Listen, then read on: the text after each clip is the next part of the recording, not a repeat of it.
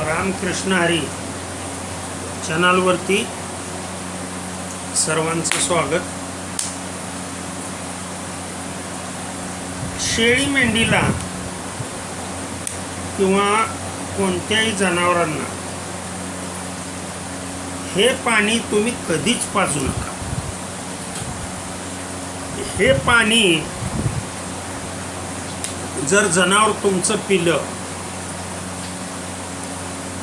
तर झालेल्या आजारातून ते जनावर रिकवर होणं अतिशय मुश्किल.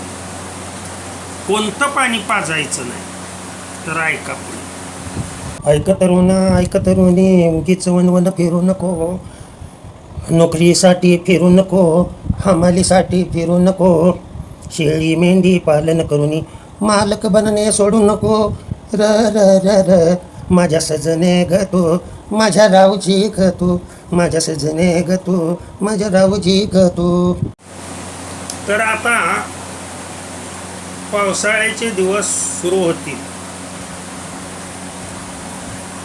तर पावसाळ्यामध्ये किंवा आता सध्या बरं का, अवकाळी पाऊस 20 मे पर्यंत, म्हणजे 10 म्हणजे आजच्यापासून ते कुठे 15 मे पर्यंत, कुठे 16 मे, 17 मे, 20 मे पर्यंत पाऊस पडण्याची, अवकाळी पाऊस पडण्याची शक्यता आहे. आणि अवकाळी पाऊस पडल्यानंतर लक्षात ठेवा, हा पाऊस, अवकाळी पाऊस शक्यतो दुपारी 1च्या पुढे, 2च्या पुढे, 3च्या पुढे येतो. तर आपण असतो रानामध्ये शेळ्या घेऊन, आणि शेळ्यांना दिवसभर काय नाही काय खाऊन त्यांना तहान लागलेली असते. ऊन पडलेला असतो.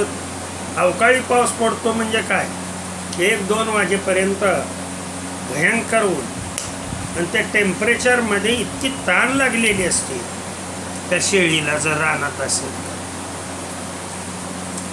आणि पाऊस पडून गेला की लक्षात ठेवा, एक अर्धा तास पाऊस पडला की डबक्यामध्ये पाणी साठतं. कुठेही रस्त्याने वगैरे कुठेही डबके असतात, त्या डबक्यामध्ये पाणी साठतं. किंवा जरा थोडासा जादा पाऊस झाला तर ओढ्याला पाणी साठतं.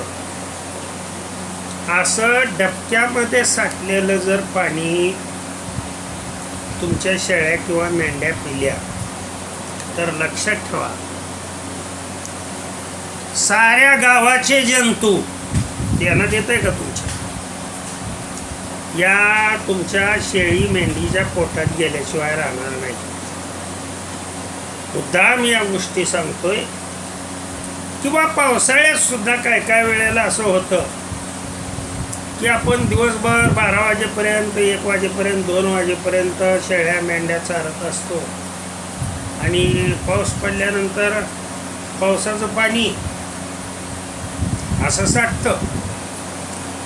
ते स्वच्छ झालेलं पाणी, ओढ्याला वाहतं असणारं पाणी हे वेगळं, आणि डबक्यातलं पाणी पाजणं वेगळं. लक्षात ठेवा, हे असं डबक्यातलं पाणी पाजायचं नाही. फिरस्ती लोकांनी हे लक्षात ठेवायचं.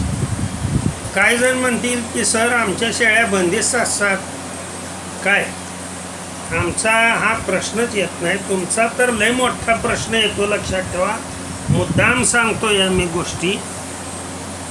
तुम्ही काय केलेलं असतं बंदिस्त शेळी पालकांनी,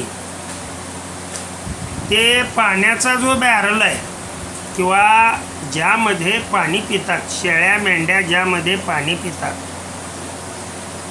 तो नेमका बाहेर असतो. तो आज सावलीला नसतो. ध्यानात आलं का? ज्यांचा सावलीला आहे त्यांचा नो प्रॉब्लेम. आणि या पाणी प्यायचा उघड्या जागेवरती असलेला पावसाचे थेंब ते खाली पडतात आणि सो मेनी मायक्रो ऑर्गॅनिझम त्या पावसाच्या पाण्याबरोबर ते तुम्ही ठेवलेल्या पाण्यामध्ये पाऊस पडल्यामुळं मिक्सअप होतात आणि शेळ्या मेंढ्या जाऊन ते तुमच्या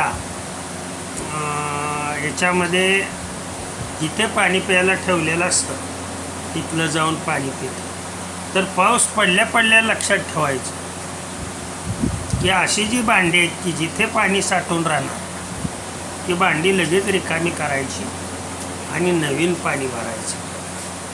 तर तुमची शेळी कधीही शेळी मेंढी कधीही आजारी पडू शकत नाही आहे. फक्त ही काळजी घेणं म्हणजे ही तारेवरची कसरत आहे बरं का, लक्षात ठेवा. आपणच आपली जनावरं आजारी कशी पाडतो, आपल्या आळसामुळं ही जनावरं कशा पद्धतीनं आजारी पडतात, त्याच्यासाठी हा मी महत्त्वाचा व्हिडिओ अपलोड करतोय आज. तर ही काळजी जर सर्व शेळी पालकांनी घेतली तर माझ्या मते आपली जनावरं आजारी पडणार नाही. ओके. रामकृष्ण हरी, विठ्ठल केशव.